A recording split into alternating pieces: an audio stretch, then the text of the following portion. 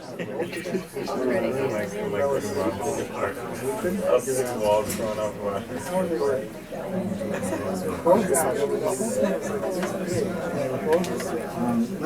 good. This is on. Good. Thank you very much. Thank you, Lynn, very much. Yay. Thank you, everyone. Thank you for coming through the snow and the sleet and the rain in the subway. Why don't we just start with a film, and then we have something to talk about. We'll say a couple of things before we start. Would that be all right? Not one of those flattering things. No, it won't be flattering. It won't be flattering. I just want to It's terrible. Wait till you hear it. This is our third annual experimental lecture, which is put on by the undergraduate film and television department and also cinema studies to celebrate alternative filmmaking, underground filmmaking, experimental filmmaking, found footage filmmaking, home movies, all of those things, paracinema. So I'm really, really glad to have Ken Jacobs here to be our third lecturer. The first year we had Barbara Hammer. The second year we had Craig Baldwin, who came in from California. This year we have Ken Jacobs. And I wanted to thank a few people, Lamar Sanders, who's the chair of undergraduate film and TV, and someone who wrote a paper on Tom Tom the Piper's Son. So that was an easy sell. He said, of course, we'll have Ken Jacobs. I also wanted to thank Richard Allen, who's the chair of the Cinema Studies Department. Back there. Oh, there. I wanted to thank Jeff Richardson, who's helped me organize this evening, because he kind of represents the Cinema Studies part of the evening, and I'm here to represent undergraduate film and media mavericks, a class I teach. And I wanted two other things. I really wanted to thank Flo Jacobs, because we have been talking really maybe for about 5 or 6 months with Ken, the three of us pulling together this evening. So I'm really happy to have you here. And we decided, all of us, that it would be a little dull to have a reception in the hallway, and instead we're all going to go, all of you, or anybody who wants to come, join us at the Apple Restaurant, at sort of an extension of NYU, which is at 17 Waverly and Green Street, for a drink. It's not hosted by NYU, you have to pay for yourself, but just come, and it's a good community thing to do. We're going to eat or drink and just talk about the evening, and so it'll be directly after Ken's presentation. So welcome to Ken, and welcome to all of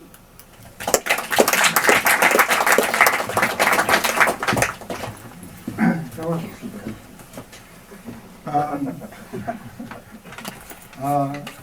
Max and I went to school on 8th Street. We studied with Hans Hoffman. How many years ago? What years? The 50s. Yeah. And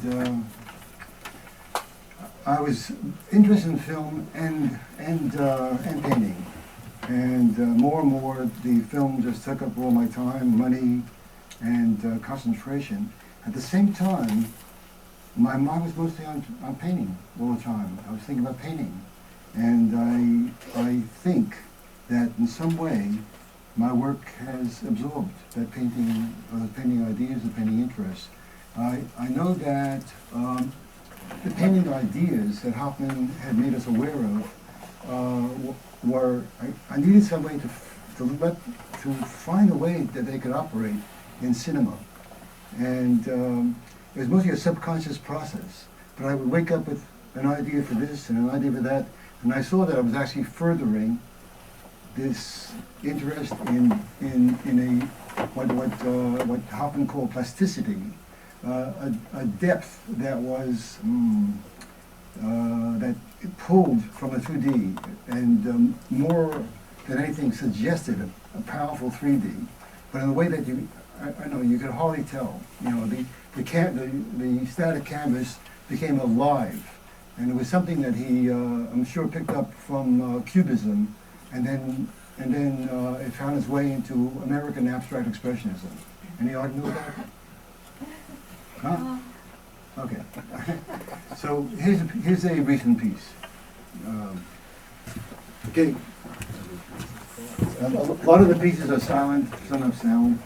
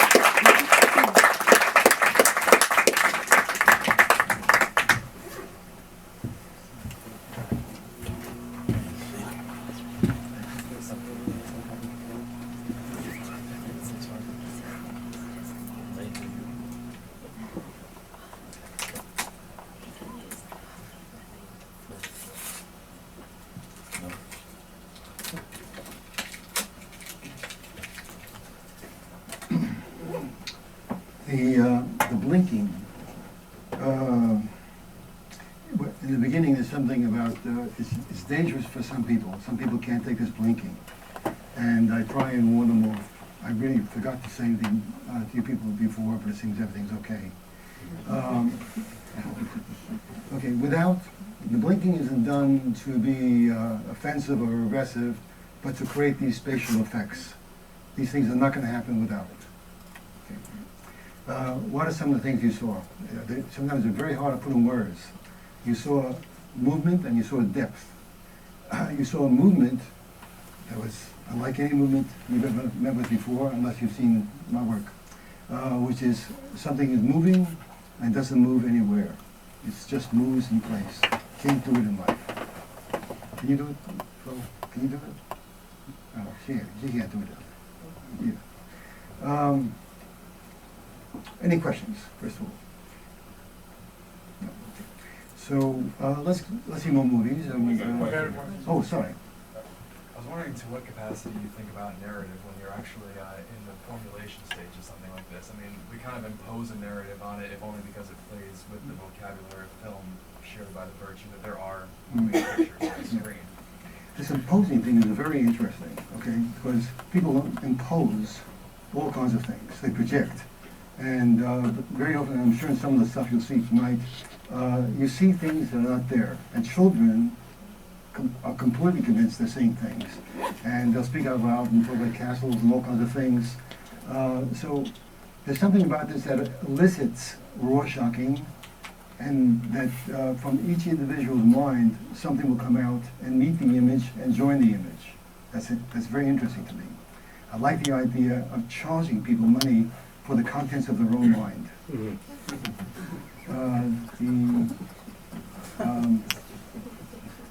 The three-dimensional effect is coming from the fact that these are stereo pictures, meaning, there were twin exposures, a left eye and right eye exposure, and I'm working the two of them in each case, and sometimes more enter into the picture.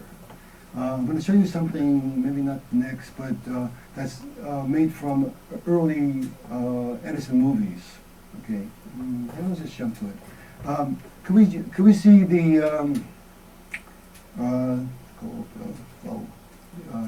the street thing? Push carts of Eternity Street. Push carts of Eternity Street.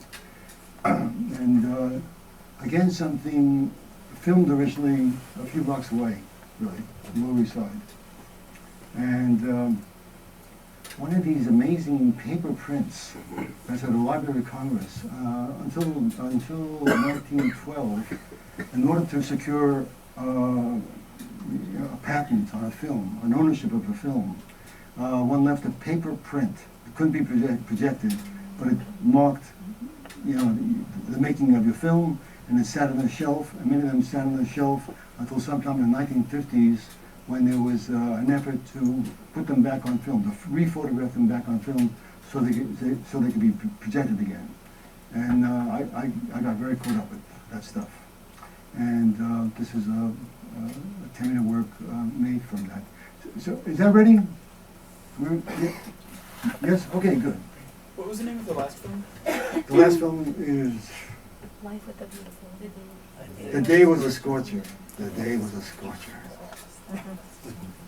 Italy, pizza, ice cream.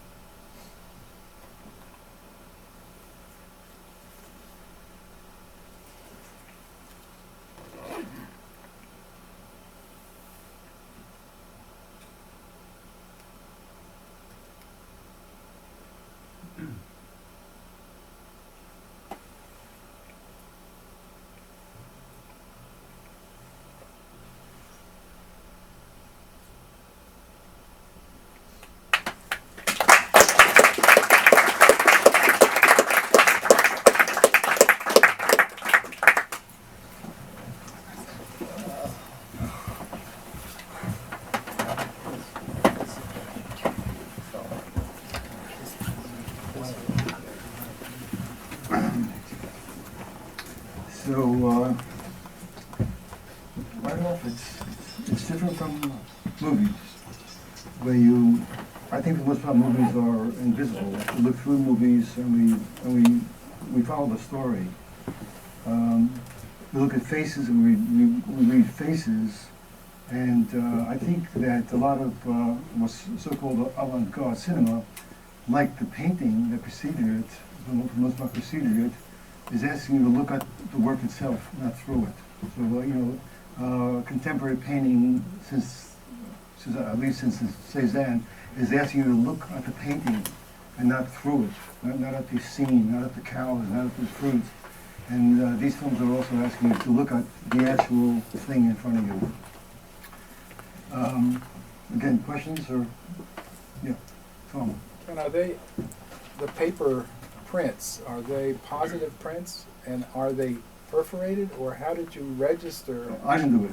Okay. I read in the Times that a number of them had. So this had been transferred already Yeah. when you got the Yeah. projection of projector footage.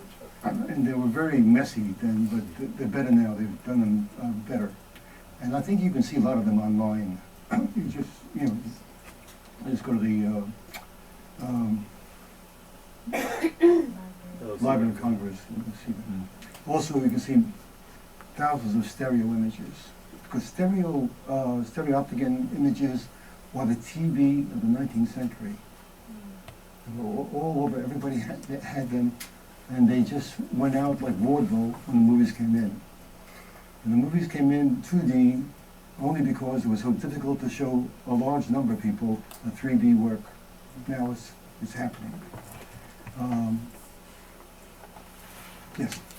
I was curious to think about if the content of the image, I know that you're pushing the idea of the surface and the painting, but it does seem to me that the kind of manipulation of the kind of depth and movement has something to do with the image itself, that you are... I'm very aware of the image. I'm always looking at the image. Okay. I mean, I'm looking at it and saying, gee, I missed that. Oh, God, I missed that. That guy back there, he's looking, I could have done a lot with that. That's true. At the same time, that would have taken it beyond human tolerance, which is a little problem. Okay. I do think about it, but I can't think about it too much. I have to go, where I go. And I think that painters and serious artists have to do that. You have to go, you can't consider what other people can actually get onto.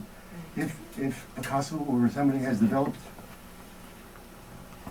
a scene that's beyond normal scene, he has to go with that. A baseball player, a good one, can't hold the bat in some screwy way because he can really hit that ball. You have to work at the top of your powers.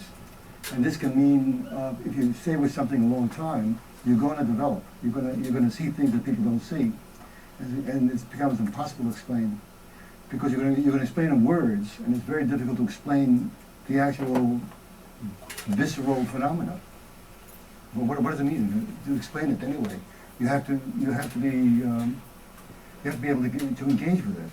You know, I'm impressed that only one person walked out. Really, I am, because these are not stories. You know, and that's what we see movies, stories. Our son makes movies. He seems like a nice kid growing up. You know, like,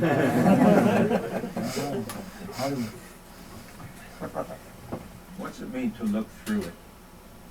to look through it. You said Oh yes. you look at the painting or you look through it. Yes.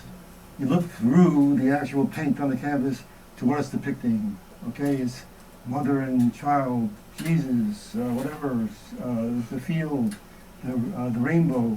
You're looking at the scene, and you're missing the painting.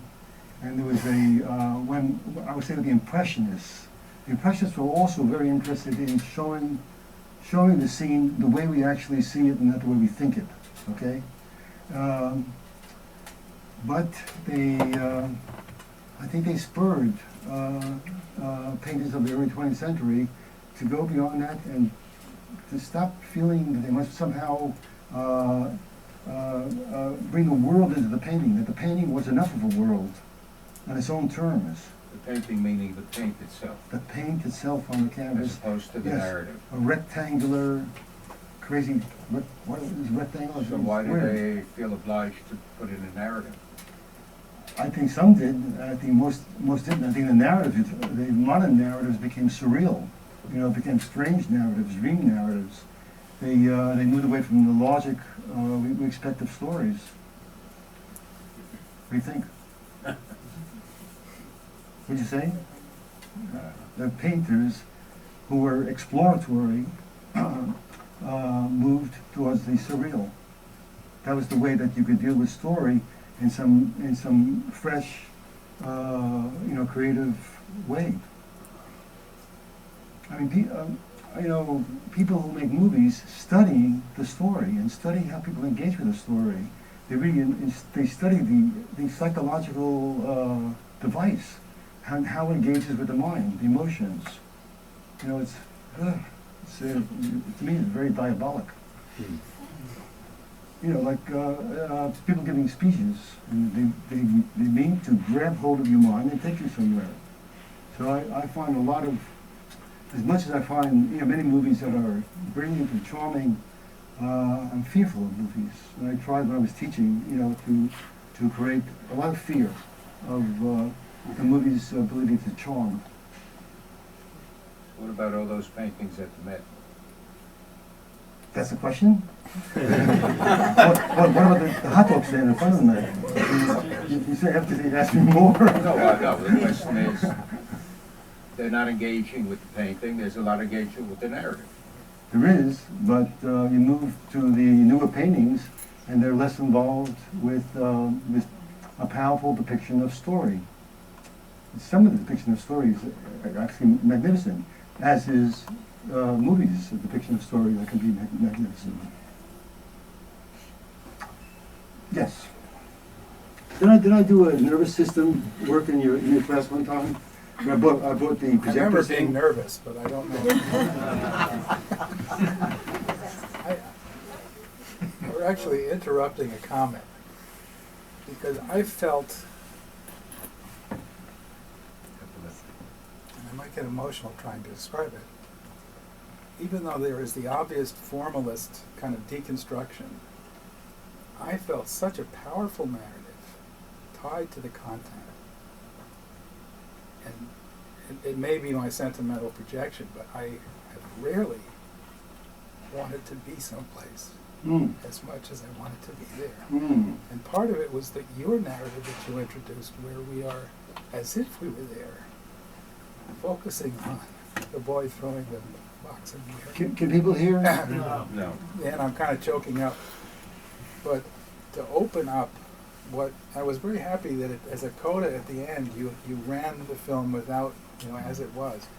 But I had such a different experience of what it might have been to have actually been there, observing the movement of the fruit, or here comes the cops, and here, it opened it up in a way that I would never have experienced if I simply, watching the shadow from the L move along the wagon as it goes through. So even though I was fascinated with the technique and the three-dimensionality, the way you're pivoting on things, it made me feel the experience as if I might have been there actually engaging it. Well, I'm very interested in these places becoming real.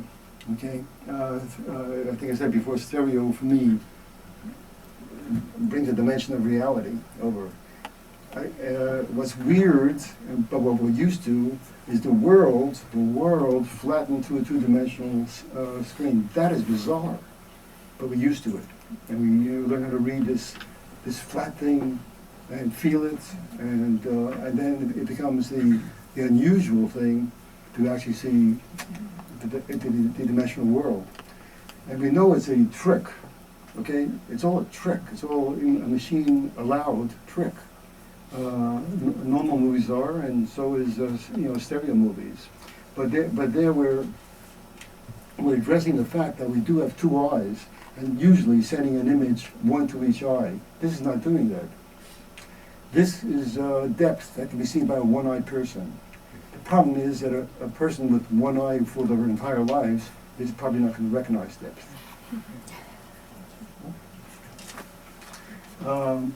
Yes?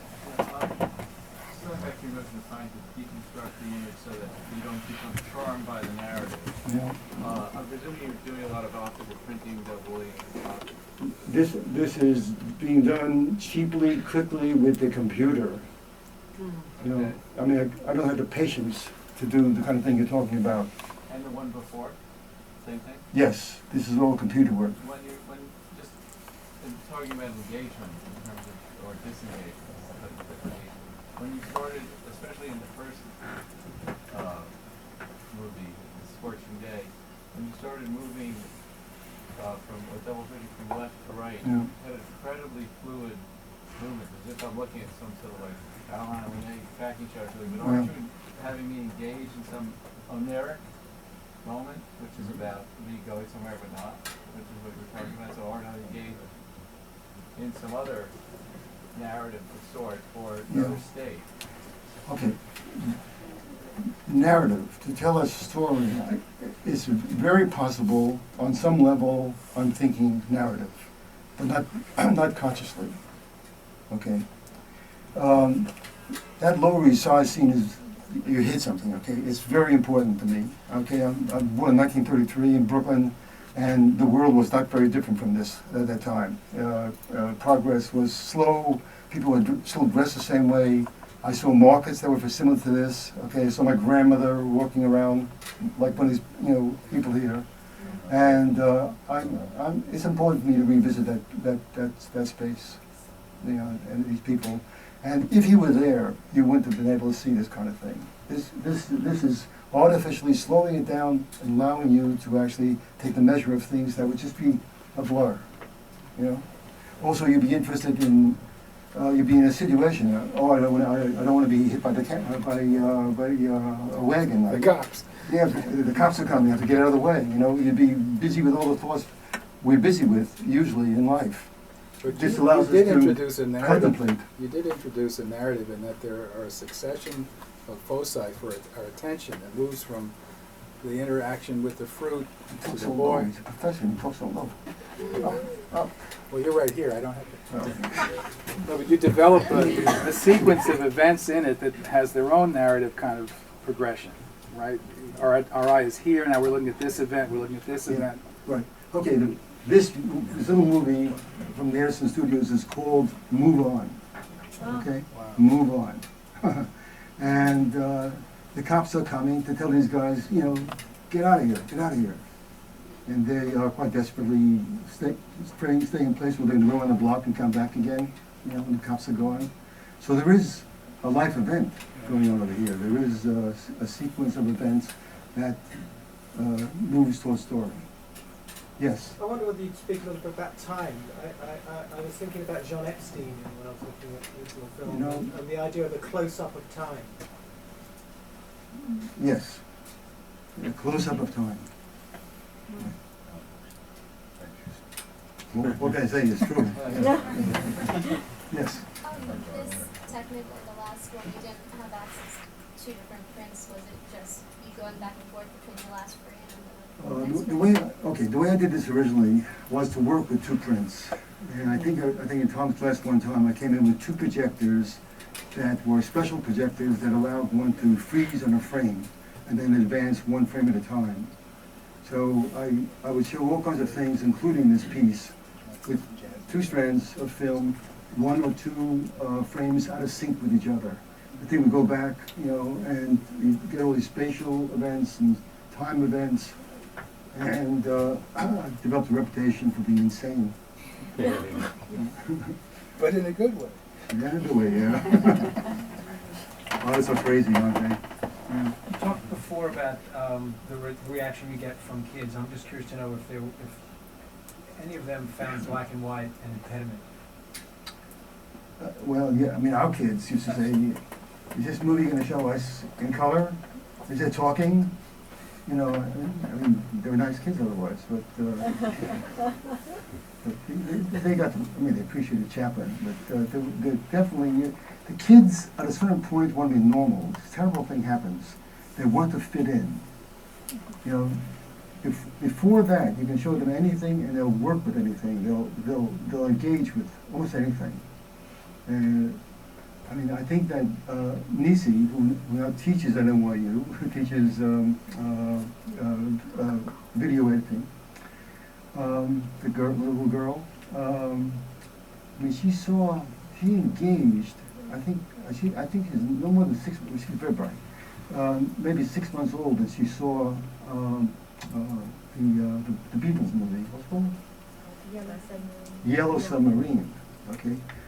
First of all, the kids are all geniuses. Every little kid's a genius. Okay? So she's in the room and she sees people in the dark and she calls out, "Hi, hi, hi." So she does take the theater for granted, and then there's this spectacle, and she really was able to get with it at this absurd age. Yes. Ken, could you speak about whether you have any influences on your work, other filmmakers you find an affinity with, or other as opposed to the art influences? Well, that's a good question.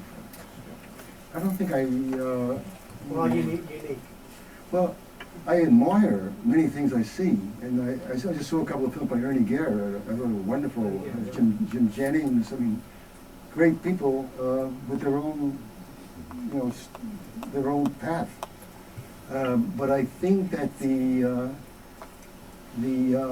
ability to concentrate, to contemplate, we share that, But I think all of us are like crowd averse. If anybody's coming close, I think we react.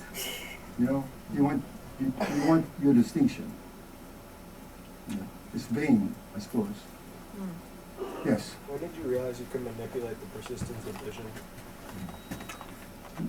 This is manipulating. I never thought of it that way. I never thought of it that way as I was doing something with it.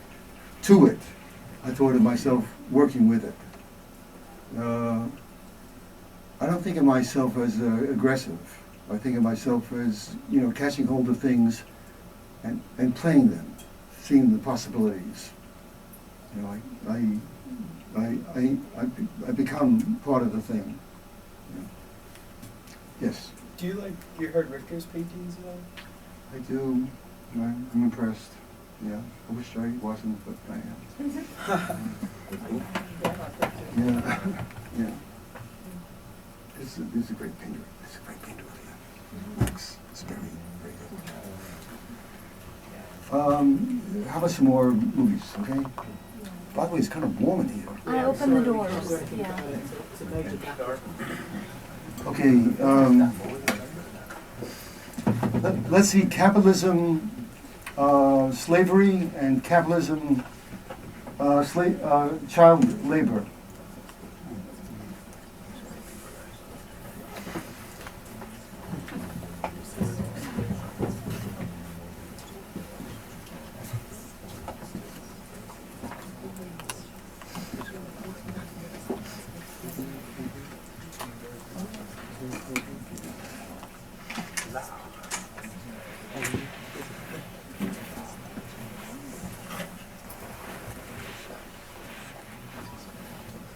Tell them I'm legendary.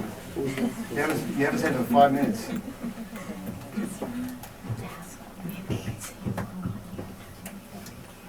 Oh, is it available? I'm learning that there's some things I'm on YouTube. Go for it.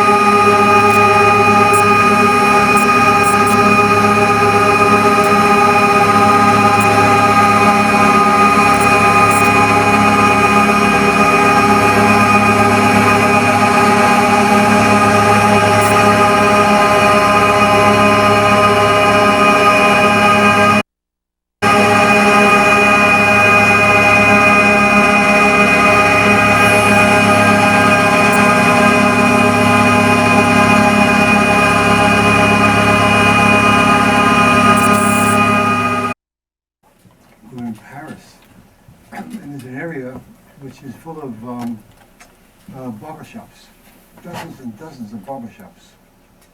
Not maybe 100, no. They cater mostly to black Africans. And one of the things they're selling is illusion of whiteness.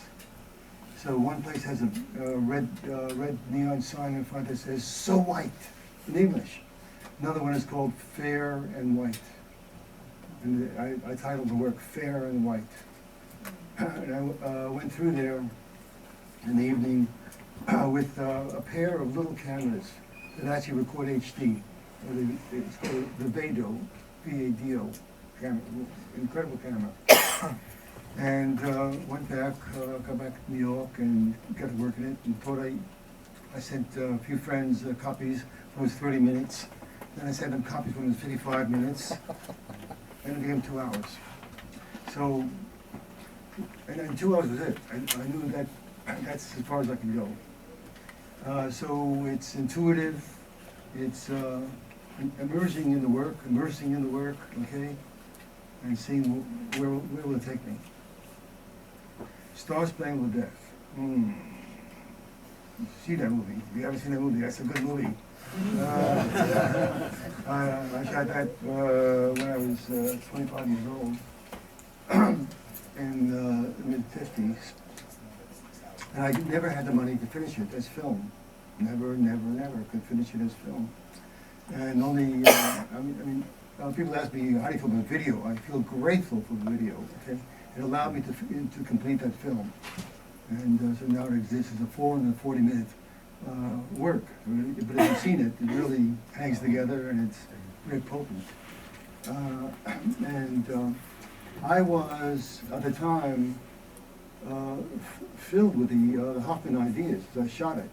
I didn't know, how could I make these things happen? And the best I could do, I felt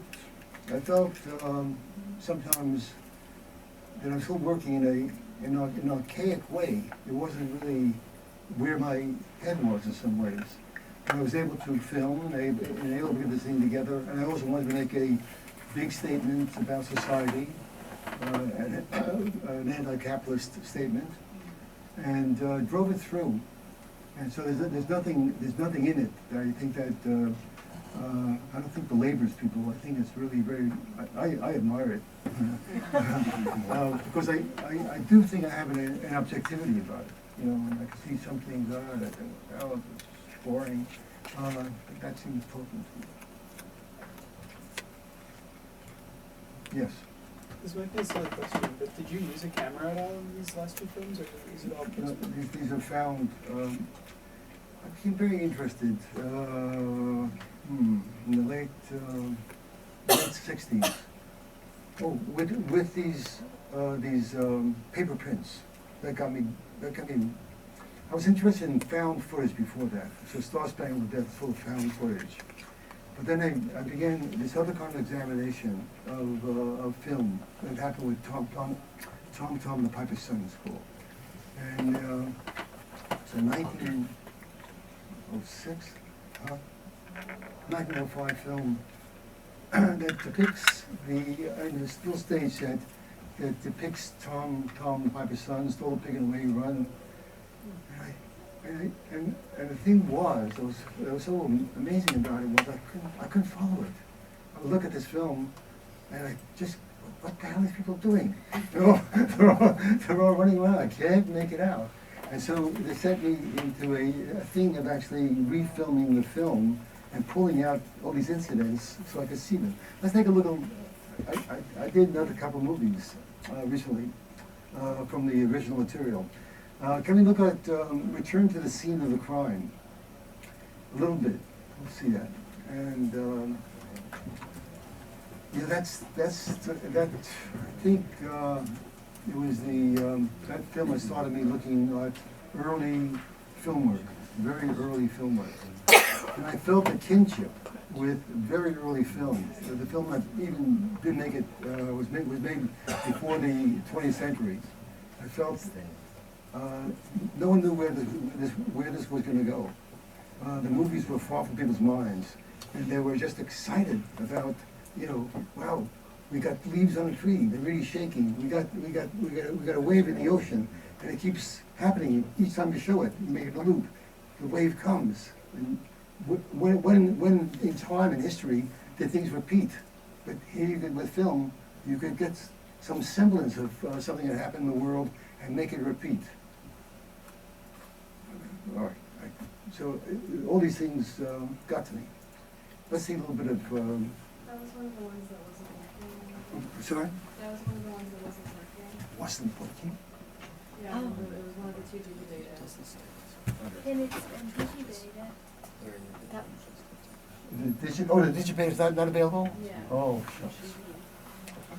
We'll show something else. Let me go back there and take a look.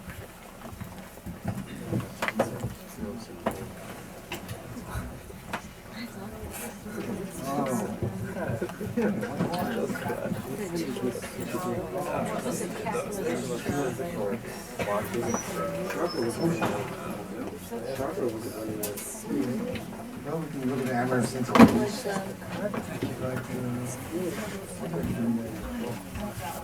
yeah, you do?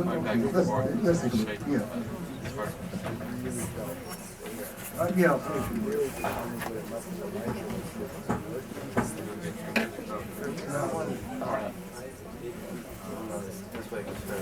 okay, we're gonna see something else.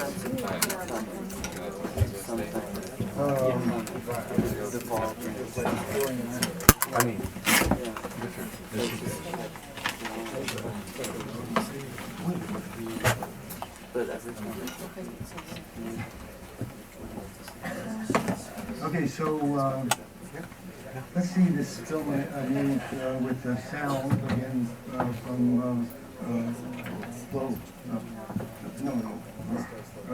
whistleblowers. Let there be whistleblowers. Yes, but who made? No, who made the music flow? Steve Reich. Don't tell him I confused. Okay, so we got together in this. So this is about I think 15 minutes long, something like that, and there.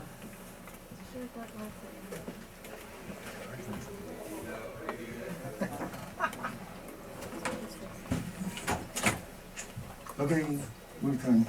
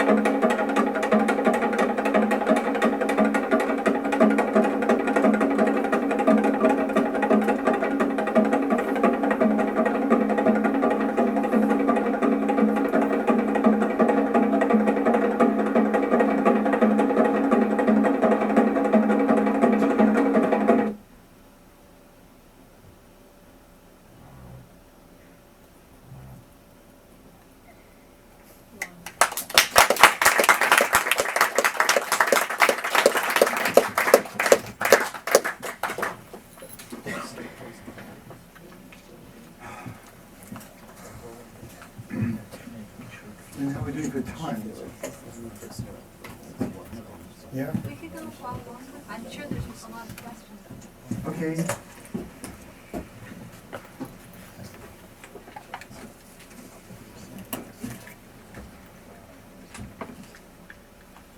Yes. No, I know it's talked about painting, but has there been any interest or influence in sculpture as well? In sculpture? Yes. Absolutely.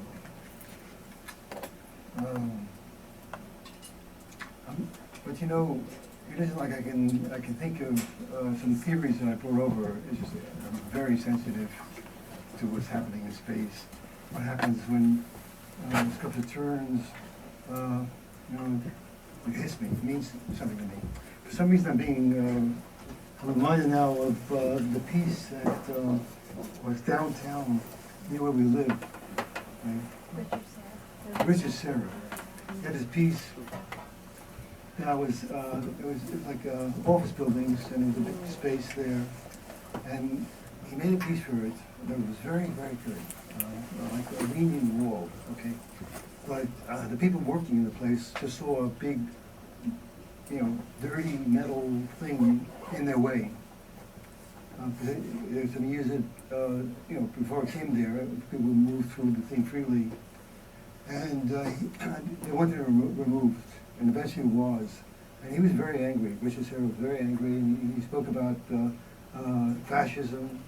The fact was that the piece fit the space very, very well if you're looking down at the space like this, you know, where you just had some abstraction. But when you, in the actual world, there were all these ugly buildings behind it, and you couldn't help but see the edge of the sculpture and these buildings. It was a mess. Also, it was in the way of people moving. There had been during the summers there had been air movement that went through there. They made a fountain, and the people in Chinatown brought the kids over there. You know, there was a life going on. So it was one of those things where he had an idea. It was. But the idea, I mean, it really didn't belong there. It interfered with, you know, patterns of life. But it was good. It's very good piece. Yes. I wonder. Is that sort of an answer? Okay. You can shoot me down if this is nonsense. Yes. But I wonder whether you saw your films or could see your films as a kind of pedagogy about vision. We normally when we watch a film, we just look. Yeah. But in your films, it's you know, we glimpse, we peer, we glare, and there's that whole thing about turning, as if we're having to turn around while staying in the same place. We're obsessed with turning. I like your question. I met with some students here yesterday, and towards the end I began to say, well, I've been explaining how do I justify what I do when I think of what I should be doing, okay? Hating, just to begin with, all kinds of things in the world I feel I should respond to, and instead I make movies, okay? This may be really baloney, okay? I think I'm answering in the way that I have a gift, okay? I have a gift, I'm using my gift to answer to a higher motive, if such a thing is. There's something higher than helping a kid who's been bombed, okay? There's something higher than that, I don't know. But I feel for, we are doomed. No, not just the doom that's coming up so fast. Even if we had our normal lifespan for the human race, which could be thousands of years, before the planet is knocked off its cycling, okay? We're here in the world, even without Bush, Cheney, and the rest of them, and Obama, a limited time. I would love to see what we would do with all these scientific knowledge we have if we actually had 1,000 or 2,000 or 50,000 years to go. But I don't think it's going to happen, okay? If we have 10 years, it's probably pretty good. So I feel everything is sort of vain. The only thing that we can get out of this is consciousness. We can become I think, compassionate and conscious of this phenomena going on and our stay in the world. And I think that what art does is build the mind. It actually is part of the creation of the mind. And I think that I am not directly trying to be a teacher in the work, but I am creating mindfulness. I am creating the mind. I'm doing my part in that. Yeah. Yeah. Yes. I wanted to say something and then I had a question. I remember yesterday with my students and one of them said, you know, are you making green films and are you making films that deal with social issues? Yeah. And at almost every turn in each of these films, I felt like you were asking us to analyze. You weren't giving us answers. You were asking us to think about what's going on around us. And I was thinking even about the traditions of somebody like Dickens. When people turn to Dickens and you read a chapter and then what happens is you're expecting something to change in the next chapter. With your work, especially the piece about child labor and slavery, it's not that we expect change, we're having to recognize stasis. And that kind of confrontation with what exists in the world was you know, the idea brought me to tears. I was thinking, there's Dickens, there's Howard Zinn, there's all these different ways that we can look at, one of my favorite historians, and I'm thinking of him these days. So I just thought that this was another way to lead us to thinking about how we, not necessarily how we can change, but that these things exist. And we have to recognize them, and we have to face them, even with the loud noise and the harshness of that piece. Yeah, you know, with child labor, capitalism, child labor, it is pleasure. I'm providing pleasure. You know? It's twisty pleasure, but it's pleasure, and it troubles me. But fiction does the same thing. Yes. Yeah. And it's also trying to haunt us. Yeah.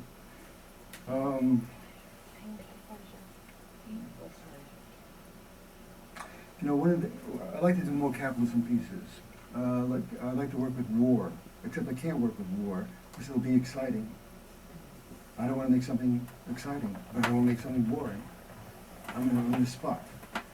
The reason I wanted to show some of Razzle Dazzle, The Lost World before, which was done in the midst of the Bush-Cheney, you know, suicide plunge, is because it actually deals, it really develops and deals with war. So I did actually do it, but it's heavy, really heavy, and it's a very mixed pleasure. I can't show it because it's in a format that we can't somehow show today. I just want, Yeah. your talk is called Cucaracha. Cucaracha, Cinema. yes. So I was wondering if you could tell us where that came from. Right. When Lynne asked me to do this, I was thinking, well, maybe we'll all live long enough for me to do this night. You know, the cockroaches are going to take over. They take over Lower East Side, Manhattan, the world. And I was thinking, well, how do cockroaches see? Maybe I should start making movies for cockroaches. You know, there's an audience there.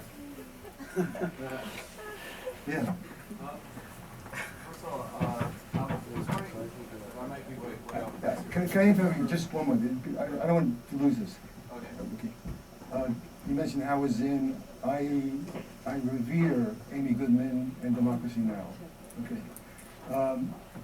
The thing I would say was, at the end of Star Spangled Death, it says there's lots of reasons for despair. We can't despair. Despair is collaboration with the enemy. You cannot despair. And you never know what might happen. You never know what crazy roll of the historical dice will take place. You cannot despair.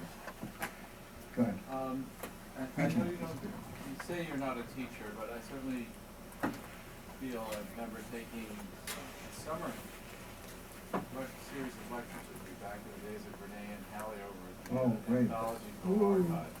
Yeah. And if anyone embodied the notion of learning how to see what they're looking at, it was you. And I always felt one of the reasons why I haven't film is as much use to anybody else. But over time, I'm wondering, in the notion of trying to see what we're looking at, and your discourse trying to wake us up, whether or not you somehow have used this vision also to, in some sort of Talmudic sense, enlighten thinking. And you call it mindfulness, but I'm wondering.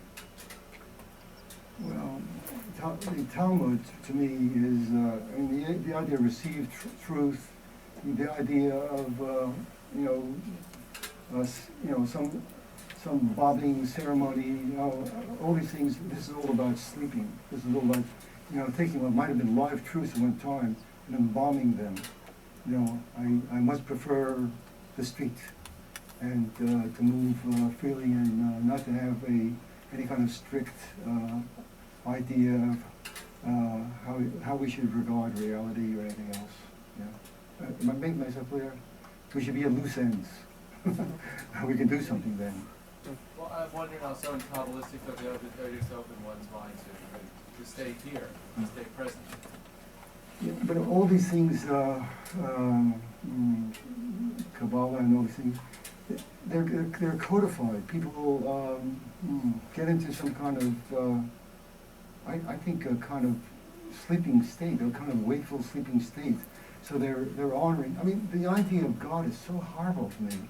I'm an old guy. Like last night I was thinking, Flo has two cousins who are both doctors. They're both dying horrible deaths. And I'm thinking, oh God, this is the head for me, or Flo. I mean, how can we do this? This is really awful. And how do people think that this is a good God? That this is a clever universe? I mean, living things eat living things. This is horrendous. Okay, and only people who are conditioned to being the servants of tyrants would say, please be good to me. Please do this, this nice thing to me. Let me not die today. Let so and so else die instead of me. All these things. What a horrible idea. God. Then I can talk about the churches. There we go. Well, yes. Can you talk a bit about how Steve Wright was involved in this project? Like, did he see the film and do it? Or Somebody brought us together to do a live performance, okay? And the live performance is... Oh, the co-op benefit, you did it, okay. And my work was obliterated because when the actual performance took place, they lit up the musicians on the stage and lit up the screen, which needs darkness to operate. So afterwards, I had all these things I worked out for a live performance, and it occurred to me, let me continue and make it as a discrete work. Steve thought that it should start right away, and I did this thing with this long delay, making it heavy, making the audience wait, and he didn't appreciate that. I don't know if he appreciates the thing at all. Yeah. Oh, yes? Great. Oh, sorry. I was actually going to ask after the capitalism and child slavery piece, how much do you think about the design of the space in which your films are shown? I mean, obviously they're shown here on a screen as a traditional film would be, but I remember the, whatever it was, the Nervous Light show that you did with John Zorn a while back, and that was just a massive activation of space. I was wondering, if we weren't in this little amphitheater right now, how would you prefer to be showing things? Well, I like this very much. Yeah. I think it's very tense and very powerful. The Nervous Magic Lantern. John Zorn and I done a number of pieces called one of the things, the Nervous Magic Lantern, and it really is basically a magic lantern with a propeller, with something to impart movement.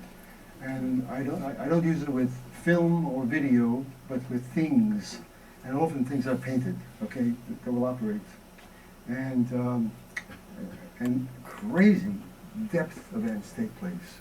depth events. You said that that's a Hoffman expression, a depth event. Yeah.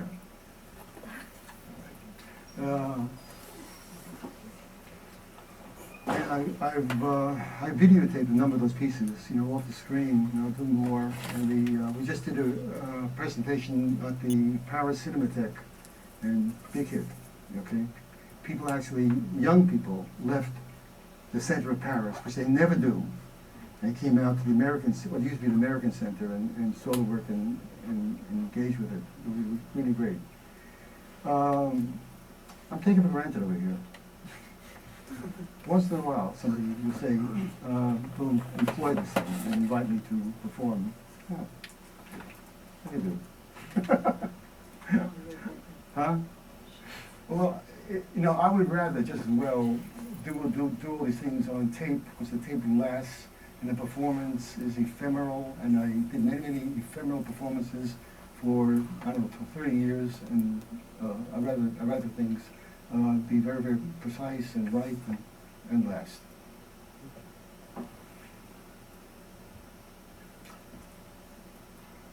Oh, you got all the answers.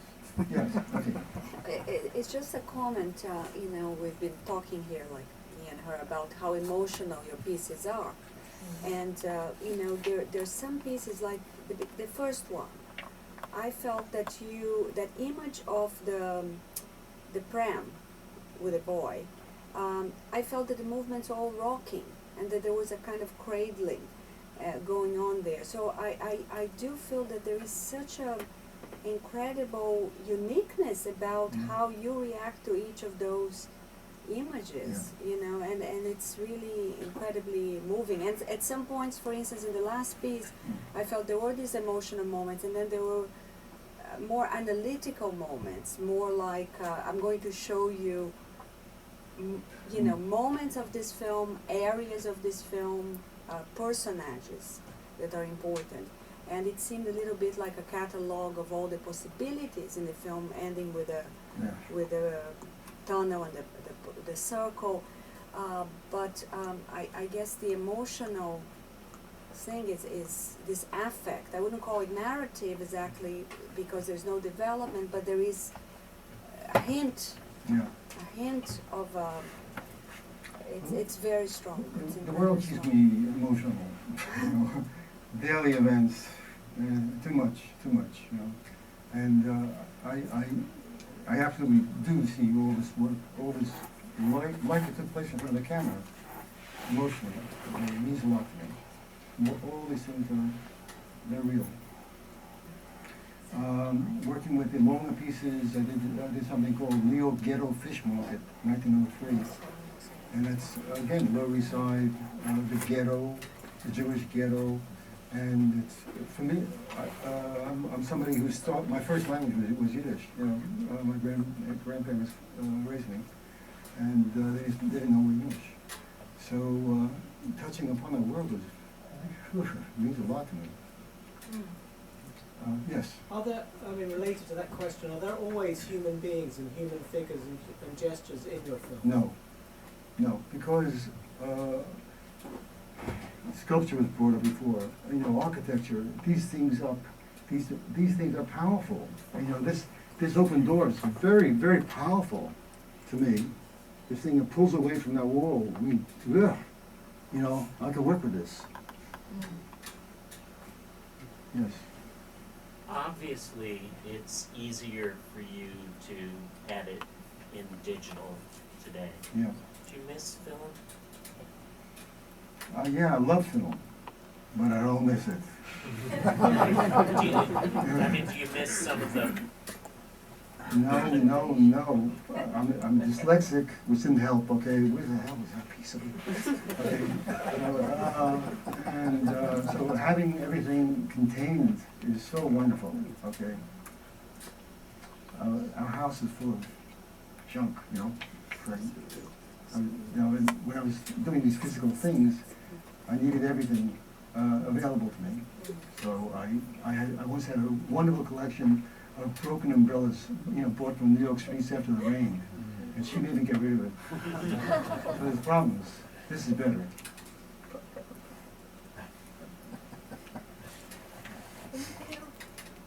Do we have time for another work? Or How long? Let's have one more film? one more short film? Okay. What is? I don't know. Yes.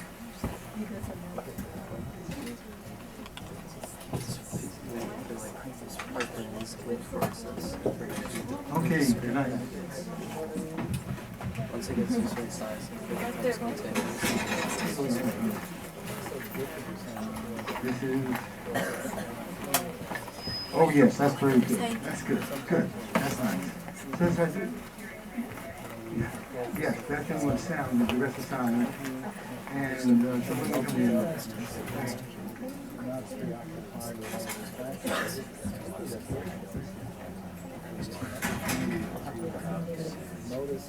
We're about to see amorous interludes. Amorous interludes.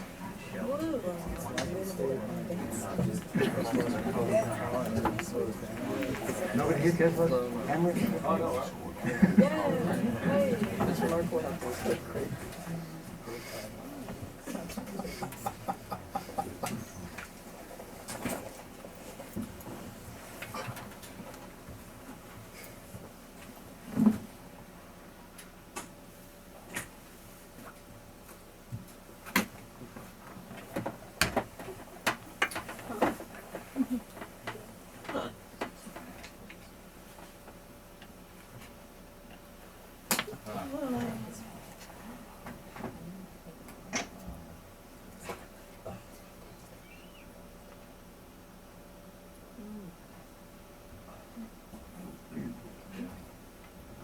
Oh, wait.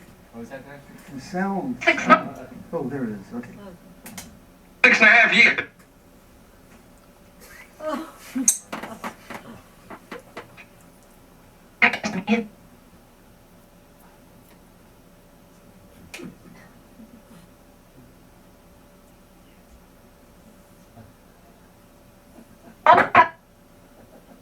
With some poor man. Did you tell her? No. I was about to tell the insurance investment.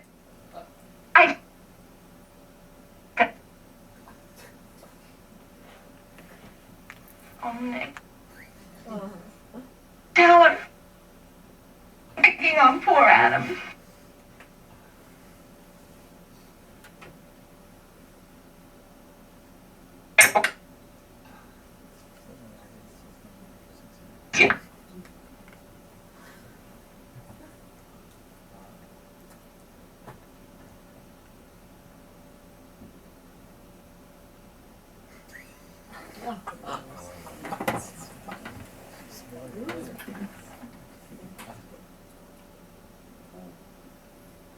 American. Yeah. You tell her.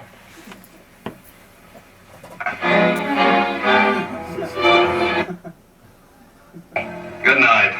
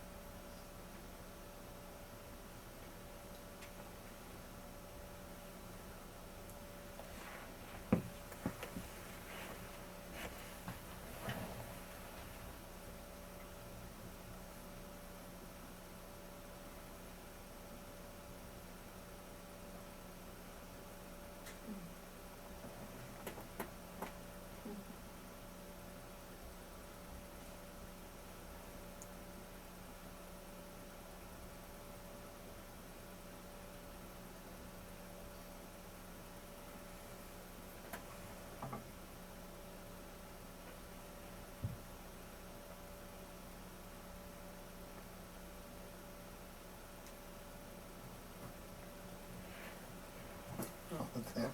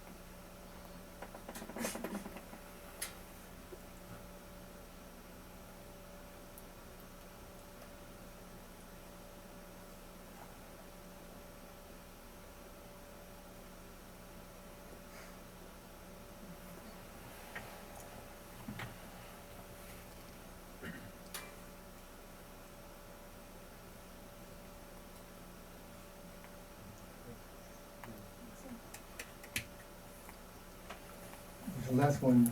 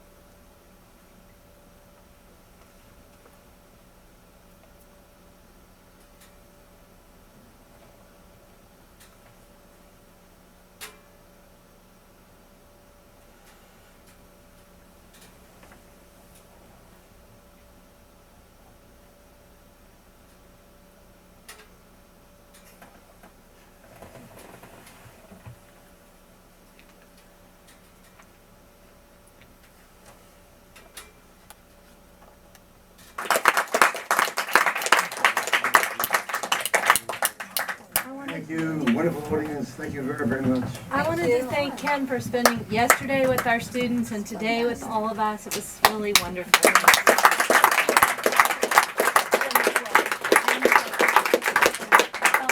So just to repeat, 'cause in case some of you were late, we will be gathering in just a few minutes at the Apple Restaurant at 17 Waverly, which is just around the corner.